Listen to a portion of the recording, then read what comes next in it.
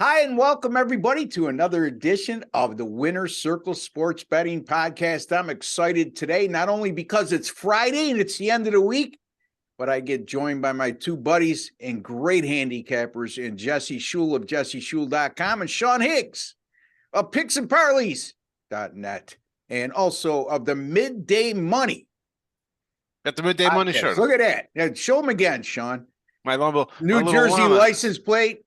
Sean resides in Texas right now, but he's a native of New Jersey. And then Mr. Shule up there grew up in Canada. He's been in Thailand now for quite a while and enjoying himself there with his beautiful. We're gonna get him. We're gonna get him a Mr. Perfect shirt with some maple syrup and an elk on it. How about one of those chef's aprons that we can give him to wear on the show? Because yes.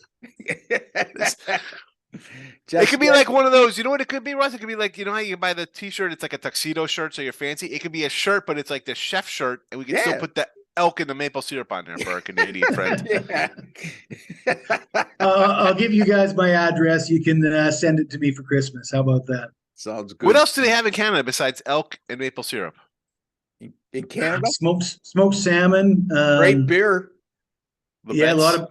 Lebet's I mean, Molson Canadian. Golden. Hey, buddy, we used to drive up and get them triple X's back in the day. And Canadian beer, if you haven't tried it, folks, it's really clean. There's no preservatives, and it's ultra strong. So if you have three beers, three triple X beers, all of a sudden the light switch goes on, and your perspective of the world changes. Anyway. Enough of that. We're here to talk the NBA. Of course, Ross, when you live in Canada, you have about 18 of those things.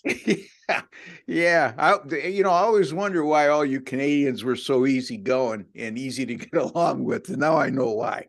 Anyway, the bottom line is we're talking the NBA Finals here. We're not talking about food recipes, beer, or anything else. We're talking about the NBA Finals. We saw last night's game as Denver pretty much went wire to wire on Miami. It got a little hairy for us that had Denver last night near the end, because as bad as Miami played, they had that final possession with less than 25 seconds to go and turned the ball over, thankfully. Wow. It didn't seem like an 11-point game, Jesse. It seemed like Denver was comfortably ahead the whole way, and you got to give Miami a lot of credit.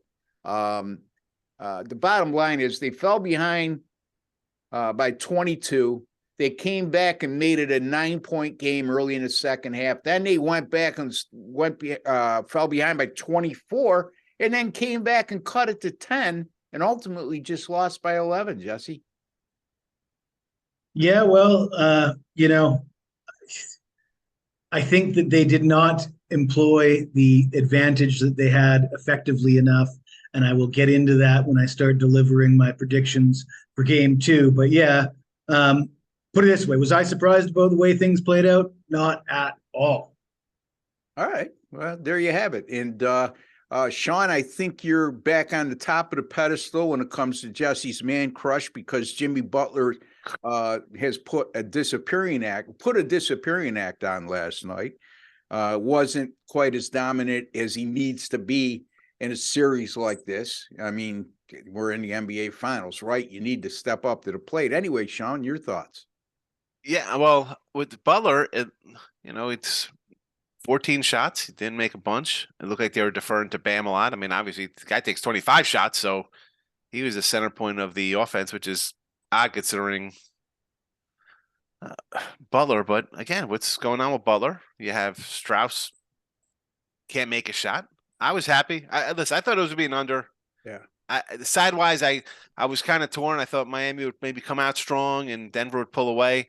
In this case, Denver came out really strong, and then Miami kind of closed it at the end there to make it a little hairy. But no, I don't know. Interesting game 1. I know if we were talking about the free throws before the show, if you want to discuss that with the folks. And as I said then, I mean, you have 2 free throws. Okay. They took 39 threes. And if you take the Joker out of the consideration, the Nuggets took 8. Okay, Joker had 12. He didn't take a lot of shots, right? He was fouled. Every time he went inside, they fouled him. Like, all right, you're not going to beat us. We'll put you on the foul line instead.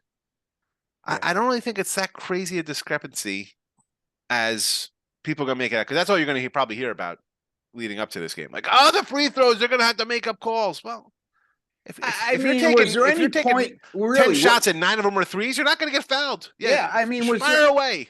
Was there any point in that game, Sean, that you could say, you know, Miami's getting screwed here? They're not calling anything on Denver. No, I never felt that way. You know what I mean? They're not going inside. Nah. You're not going to get calls. They didn't call a lot on either side, so it was probably difficult to say one side's getting too many calls if there's just not a lot of calls to be had. Yeah, and I'm sure all the fouls on Joker were pretty obvious fouls too. And right? I mean, he's the biggest guy on the court. He's going to get fouled. Yeah, you know, they're going to be pretty obvious fouls. I think if you told Miami going into game one that Denver was only going to get to the free throw line 20 times, they would have been quite pleased with that, because that's an extremely low figure for an NBA team in a game, 20 free throws. I mean, if you tell them that you're going to hold them to 104 points, yeah, they're probably going to be kind of happy about that. Like, all right, we're going to be in this puppy. We're going to be right there. Yeah, I mean, and Joker, I mean, there was one point in the fourth quarter, he only had 5 shot attempts for the game, and then he heated it up at the end when they needed him most. But yeah, Jesse fell short by 0.5 point on the Joker point total. He had over 27.5, it finished 27, but he also had Joker over 50.5 rebounds, assists, and points combined. That easily cashed for him. Sean, but by 0.5 point. Yeah. Never in doubt. You know, half point winner, half point loser. Fine line between 2-0 and 0-2 sometime, you know. So, and in your case, it fell in between at 1-1, and very easily could have went 2-0 or 0-2. But at the end of the day, you were spot on with those projections, Jesse. You know, who would have thought that Joker would have had such a low shot attempt total, I should say, going into the fourth quarter. All right, let's talk about game 2, which goes on Sunday, June the 4th. And I know this is Sean's favorite topic, because since Miami ended their postseason run, or their Eastern Conference Finals run against Boston, winning in 7 and having 2 days of rest going into game 1 of the NBA Finals, and Denver, who had 9 days rest going into the NBA Finals after sweeping the Lakers 4-0. Now we have another 2 days off, Sean. You know, another sabbatical where after waiting 3 days for the NBA Finals to start, we now have to wait another couple days for game 2 of this. And right now, Denver's -8.5 and 214.5. That game goes at 8 p.m. Eastern time on Sunday. So make a note of that, because the normal start times throughout the playoffs have been 8:30. Jesse, give us your thoughts on game 2. What do you see happening, and who you may like, and what you could advise our subscribers to take? All right. Well, let's start with the free throws. You know, I like to talk about those free throws. As much as you guys might say it's fair because Miami wasn't being aggressive enough, wasn't driving to the hoop enough, I mean, 20-2 is a bit embarrassing to me. I think that, first of all, Miami's already come out and said we need to be more aggressive. We need to draw more fouls. And, you know, I don't think that's something that the league wants to be the discussion after game 2. So I expect to see Miami get to the free throw line more in game 2. But I realize this isn't ESPN, so we can't play back the tape of my comments from the last show. So I just did it the old-fashioned way and wrote it down. So, you know, I mentioned that I wasn't surprised with the results of game 1. So here I have what I said in the last show. I don't see how Miami's going to stop the Joker. I don't think you can get too rusty when you're 3 feet from the hoop and nobody's big enough to stop you. That's an easier strategy to employ than hoping Murray will come out and be as hot from beyond the arc as he was against the Lakers. That is where the rust could show. So that was some foreshadowing as to what happened. Murray was 2 of 7 from 3-point range. Porter was 2 of 11 from 3-point range. Joker, 8 of 12 from the field. Why did Joker not have more shots? and why were they continuing to go to the 3-point shot to Porter and Murray? This is something that Malone has to correct if he's got anything going for himself as a coach. This is 101. You have to exploit the advantages you have, and obviously, inside the Joker is going to draw fouls, and he's going to be very effective. 8 of 12 is a very high percentage. If you got a guy going 8 of 12, he should be attempting 20 shots, not 12 shots. So I'm going to go back to the well with the Joker over 27.5. I missed it by a half point in game one. Game one was extremely low scoring. They failed to combine for 200 points. I think game two will be higher scoring. I don't think you're going to win with 104 points in game two. And then I'm going to go with Jimmy Butler. Ross has mentioned that I got a man crush on Jimmy. My man crush on Jimmy has been fading ever since the conclusion of game 3 in the Eastern Conference Finals. Something's wrong with Jimmy Butler. I mean, he's been passive. He hasn't been aggressive. He's been deferring to the rest of the players on the team. He had an okay game 7. I think he probably scored a lot of points at the free throw line in game 7, though. And, it's quite clear that he doesn't look like he's 100%. His points total sitting at 26.5, obviously well above what he averages throughout his career and in the regular season. He's had an outstanding playoffs, but the last 4 or 5 games, he hasn't looked himself.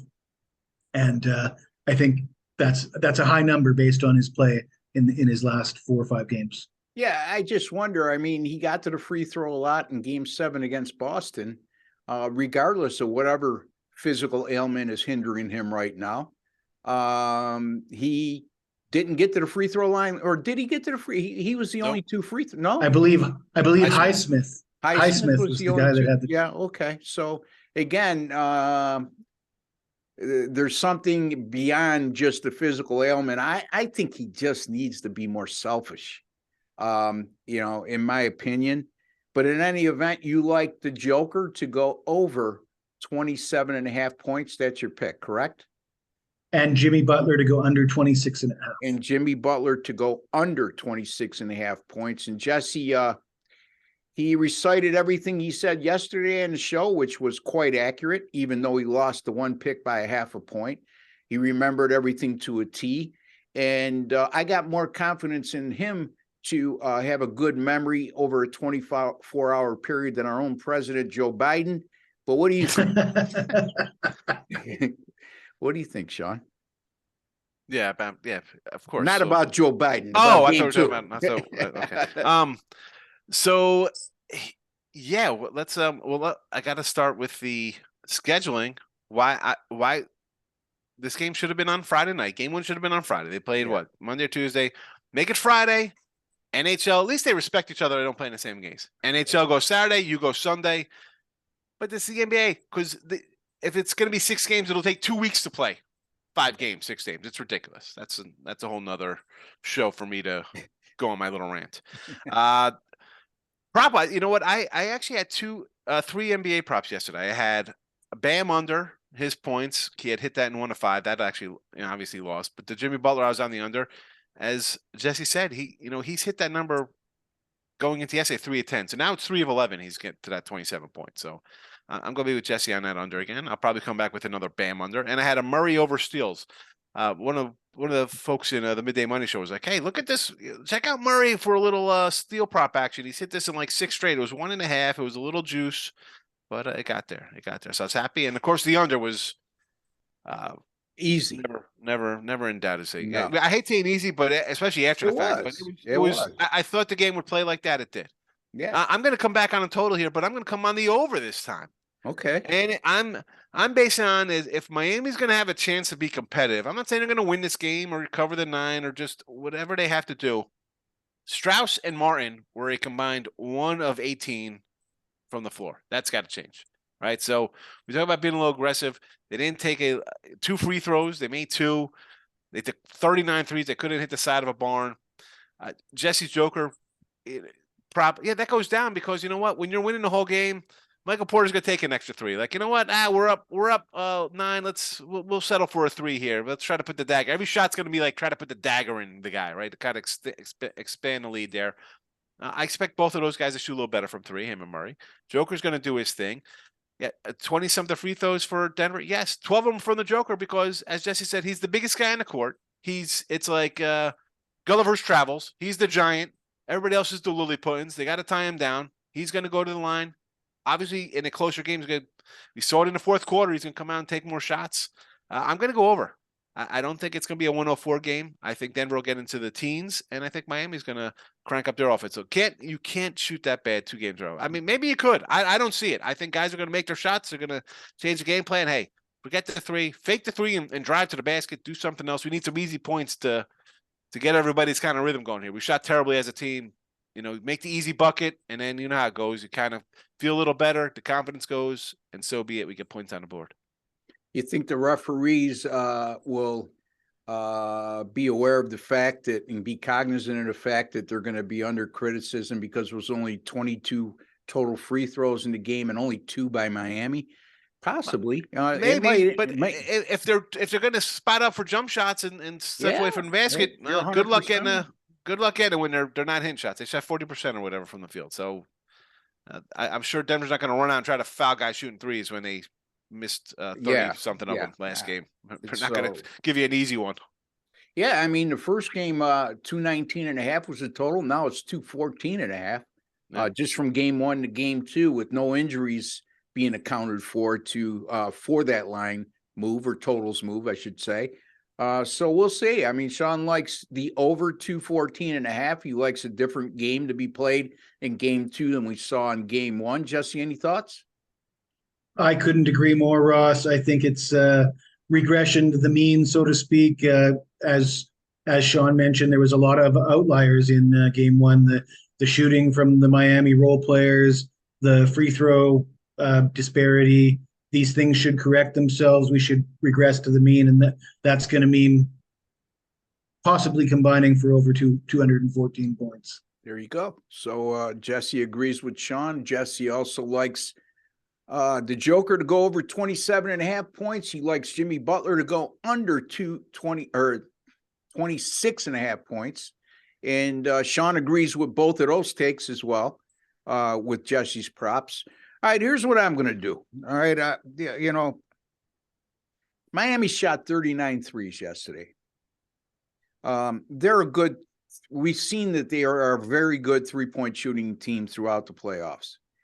Keep in mind, folks, they started 6 out of 24 from three-point line, and they finished 7 out of 15.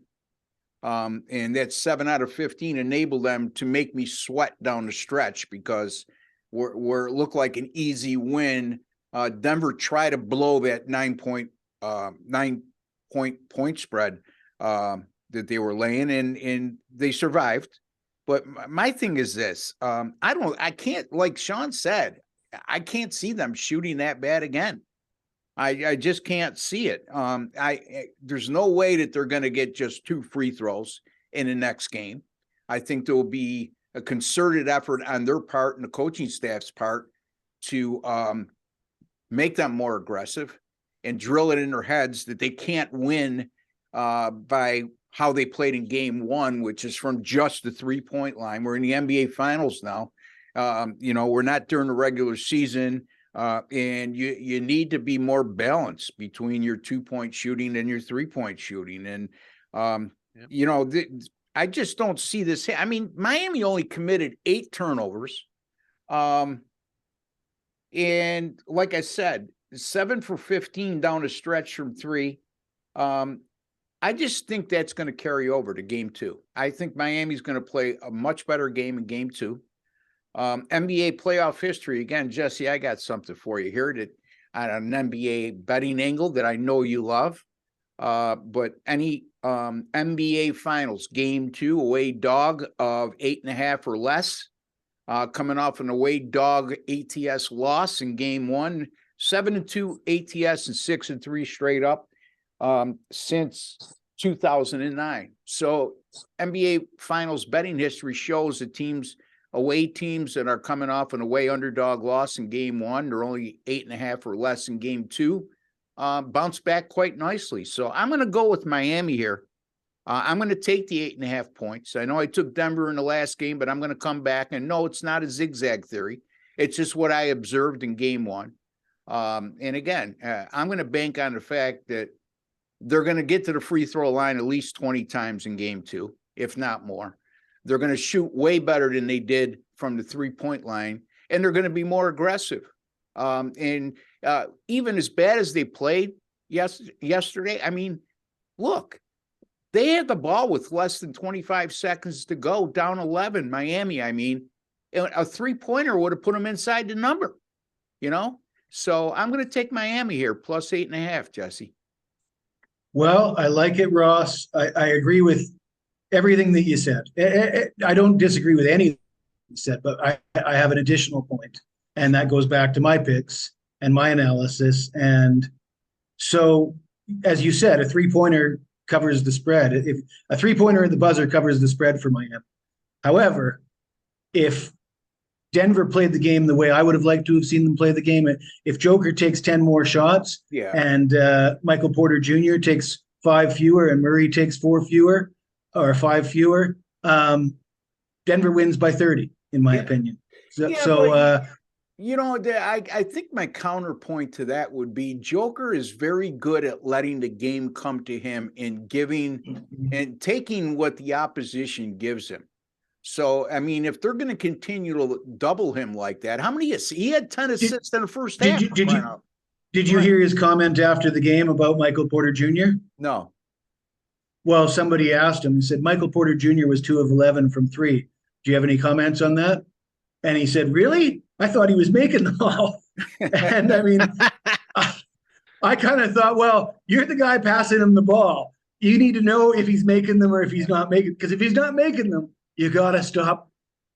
Well, I mean, you can't stop feeding a shooter, but you want to go with the high percentage play. And for me, the high percentage play is exploiting the mismatch. Nobody's stopping Joker. Take it to the basket, Joker. And if he's going to the line every time, and he was 10 of 12 from the free throw line. I mean, he hits his free throws. So, you know, if it ain't broke, don't fix it. If they want to milk that, I think they're going to do better the more they milk that.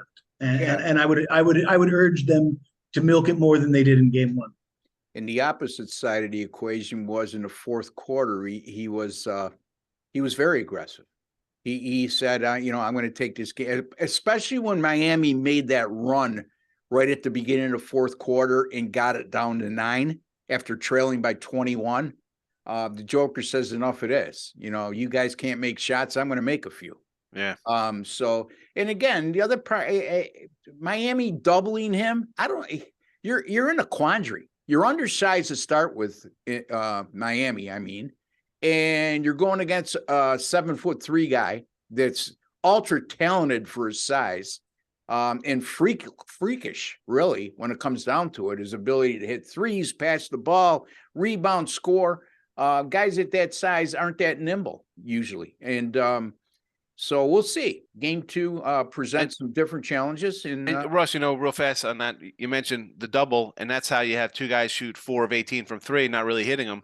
Those guys hit those shots. That doubles, you got to switch that double, because then all of a sudden you get the Jesse blowout. Then all of a sudden it's, you know, late, instead of 12, it's 21, and you're up against it. But I like the Miami, and that is, it's like, oh, it's a zigzag. It's a spot where, hey, I got a coach in Miami he's going to make those adjustments. He's going to say, all right, this is what we got to do. This is what we got to do, guys. The shots will fall. He's probably not worried about guys going, you know, 1 of 15 from 3 combined or whatever, or they'll fall. That's fine. Yeah.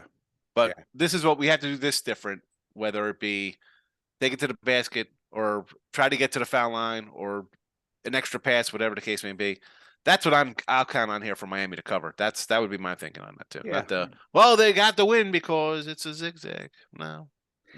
Well, they played That's not a real thing. They didn't give up, and that's a credit to them, and shows the character of that and resiliency of that team. Down 21, going into the fourth, they lose by 11. And And I'm just going to bank on the fact that they're going to shoot a lot better than from three. It wouldn't take much, right? And they certainly are going to get more than 2 free throw attempts. I don't see anything, any way it comes even near that low an amount of free throw attempts. So we'll see. I'm on Miami plus 8.5. Sean is on the over 214.5 for game 2. Jesse is on Jimmy Butler under 226.5, and the Joker to go over 27.5 points. That's Butler under 26.5. I was gonna say, did he just say 226.5? I like that. I like that number. I'm still getting used to this prop thing, man. So anyway, Jesse, tell the folks a little bit about what you may have coming up this weekend beside the NBA Finals Game 2 on Sunday, and how you've been doing of late, and what's going good, and what folks could expect. All right. Well, time to be honest, Ross. My month of May was subpar by my standards. Not a ton to brag about. The NBA playoffs has gone well. Still hitting well over 60% in the NBA playoffs. So that's gone well. The baseball regressed a little bit. But we all know my records in June, July, and August. Last 5 years, 60% winners, 80,000 units. So June's here. I'm looking forward to replicating those numbers. We got Major League Soccer this weekend. We got FA Cup final tomorrow. We got Champions League final coming up. We got CFL season starting. So I'm excited about all those things. And if you want to join me, you can see me at jesseshul.com and get 50% off weekly and monthly packages. Yeah, that's a deal considering your track record, not only in June, July, or July, August, in June, but the rest of your time. I mean, since I've been with you, since the beginning of last year, you really been a consistent winner. And like you said, over 60% in the NBA playoffs. And Jesse, tell them a little bit about what you do daily with your podcast, or not podcast, but just your videos.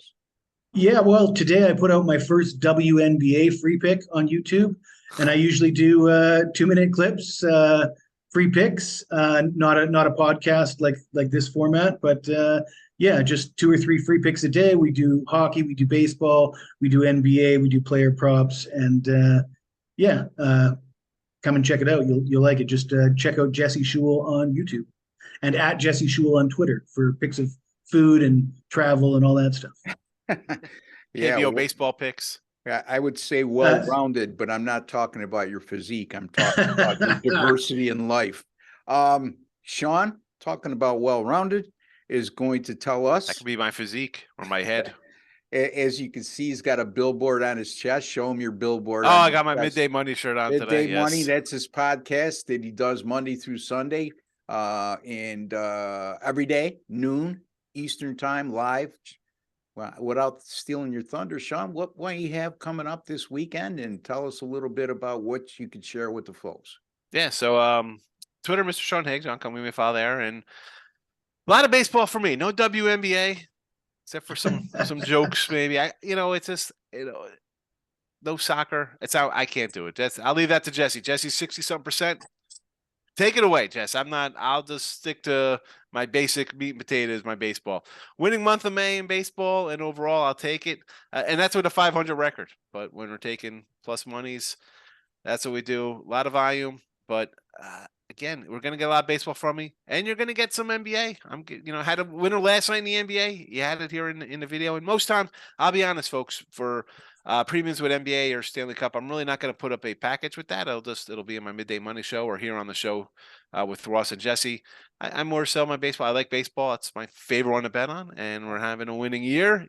Don't be upset when you see a 500 record. It's still plus money. We're plus, I think, 450, 500 on the season with a 196 and 200 record. Yeah, some guy made a comment yesterday in our comment section, and that's okay. I love the feedback we're getting from our subscribers. Look, we're not always going to agree, and you're not always going to agree with us, and you're not always going to agree with our picks or philosophy. But at the end of the day, some of the subscribers have made some good points, and he said that, I agree with Jesse, minus 170, minus 180. If it's a good betting value, then take it. And because if I could hit over 70%, 64% is a break-even point at minus 180. Well, hitting 70% is one thing. You're not Jesse Shule, okay? You don't do this for a living every day. You have no documentation of hitting 70%. And I, for the first time in my life, heard betting value associated with a minus 180 favorite. And it might be a solid pick, but there's no betting value in minus 170, minus 180. You got to hit a high percentage. Jesse's done that. Not all of you out there, and probably very few are going to hit at the percentage Jesse's going to hit over a long period of time. So again, let's keep things in perspective here, folks. And it's also important to remember that Jesse's not betting 100 games at minus 180 price, right? That there's a one game sprinkled into 100 games that are more closer to 130, 140. So will I go there? I will, but I don't recommend stacking up a bunch of games of that price and thinking you're going to do okay, because you're probably not. It's going to catch up with you pretty fast. Yeah, well, they like yesterday. The public thinks they're the best cappers ever. When favorites in NBA and baseball go 8-0, they probably think this is easy. I could do this. I'm going to quit my job. Yeah. How easy is this? 8-0 every day, piece of cake. Yeah, I think more of that conversation was prompted by us discussing that particular topic yesterday, as I recall, as opposed to me implying that Jesse regularly uses minus 170, minus 180. So don't get misled in that regard. Jesse hit it right on the net. He sprinkles them in once in a while. And when he does sprinkle them in, he hits at a very high rate. So he picks his spots, real quickly, because we only got about a minute to go here. You can find me at rbwins.com. That's rbwins.com. Folks, my NBA playoff selection or postseason selections in 2023, 39-22. Another winner last night with Denver. Last year I went 36-24 in the postseason. So that is a combination. Let me see here, 75-46 with my NBA postseason selections combined the last 2 years. So it's not a fluke. Am I having a tremendous NBA playoffs? Yes. Am I going to continue to hit at this rate? Well, I may, because there's only possibly 3 games left, at the most 6. So you can find me at rbwins.com. Also cashed with the Mets yesterday on the run line. A lot of good things happening there. rbwins.com is where you can find me, #1 NBA playoff postseason handicapper on a lot of sites. And Jesse's up there over 60%. Sean's killing it in baseball. And he's also holding his own in the NBA playoffs as well. Until the next time, folks, I'll be back later today with Doug Upstone. We'll be previewing the Stanley Cup Finals and giving you Game 1 predictions and series predictions. Until then, folks, for Jesse Shule, Sean Higgs, and Ross Benjamin, take care and God bless.